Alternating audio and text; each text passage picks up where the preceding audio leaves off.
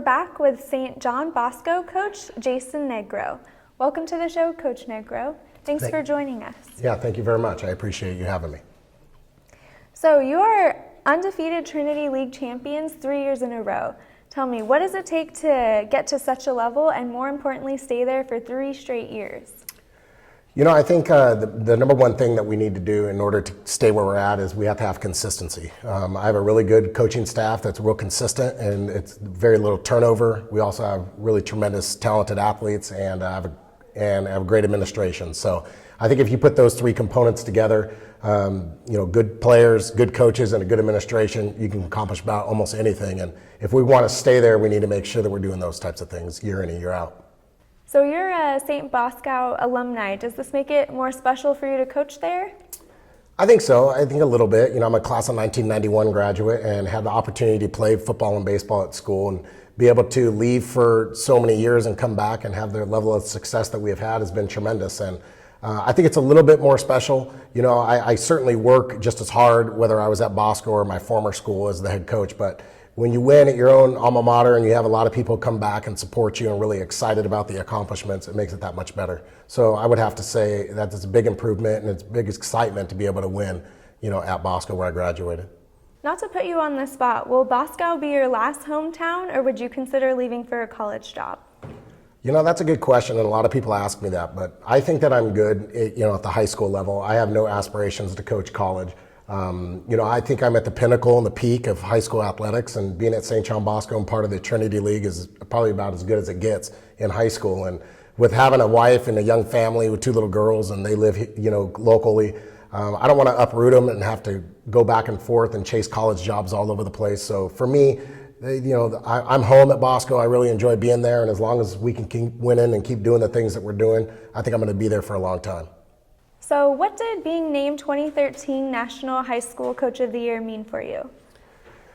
You know, being a National Coach of the Year was a great honor and it was a great accomplishment for me and my program. I looked at it as more of a program award rather than an individual award. There were so many people that were responsible for us being successful and for us winning in 16 games and being California state champs and eventually national champions. And for us to think that it was just something for me is a little humbling, and it's probably not the entire truth. And if I wouldn't be surrounded by so many good quality players and so many good coaches and a great administration, super fan base, we'd never have that opportunity. So I'm very thankful for having the opportunity. I'm really excited about being named the National Coach of the Year, but I think there's so many more contributing factors to it that it wasn't just me. And there's so many more people that should be thanked for that. And hopefully I do that on any given day, and is thank them for all the hard work that they put in for me to be able to receive those accolades.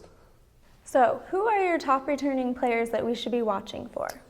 You know, we have a bunch of talented kids, and I think we have 7 or 8 kids right now that hold Division I scholarship offers.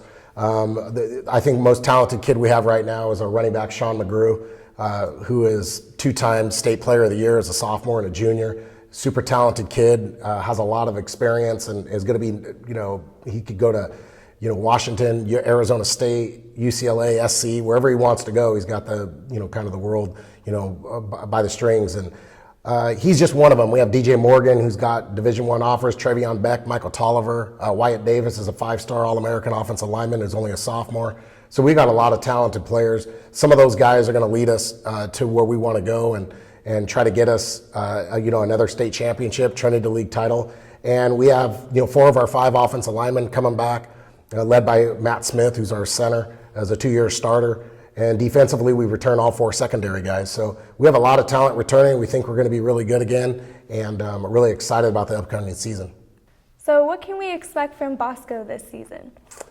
You know, expectations are high around campus. We think that we're going to be able to challenge again for a Trinity League title. We think we're going to be able to compete again for a CIF title. And if all things kind of lay out the way we think they're on it, we believe we have a shot at winning another national title. We have an opportunity to go play in Portland against the Oregon State champs this year, and we're going to fly back to New Jersey to play the New Jersey State champs. So those are 2 great games for us, and opportunity for us to show the whole country how good of a football program we have. And our kids are excited about that. And I think if you play a national schedule like we do, you always have an opportunity to win national championships, and that's what we want to do. So we're really excited. We think we can be a pretty good football team. We have to stay healthy. Kids have to stay out of trouble, take care of business in the classroom. But as long as they do all those things, I think we're going to be pretty talented. And hopefully we stay healthy. We're going to win a lot of games. 2013 was a magical season for St Bosco, not only for being CIF champions, but also being crowned national champions by Max Preps. Can you walk us through the season?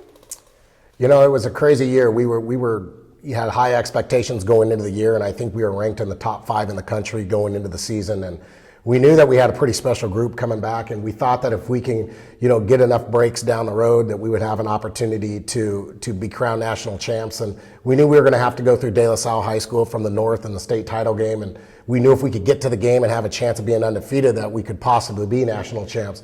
We played the number 1 team ranked out of Arizona, and we had an opportunity to beat them and went undefeated through our league and kind of had a real easy road through the playoffs. And when we got to De La Salle, who had been the perennial state champion for the prior 7 years, and they write movies about De La Salle. And for us to have an opportunity to beat them in front of about 20,000 people at StubHub Center was a pretty special moment. And in 2013, we were the last high school football game in the country, and I think a lot of people were watching it. It was a nationally televised game, and everybody really saw what type of football team we have. And I think at the end of the day, when all the votes came in and everybody had an opportunity to see what we were able to accomplish, and to win 16 football games in a season is pretty remarkable, especially the teams that we had to beat.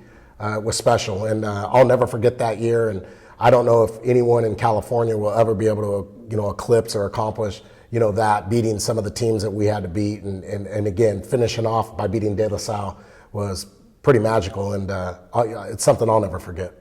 Coach Negro, thank you so much for coming on the show. What are the chances of us having you back after the 2015 CIF championship?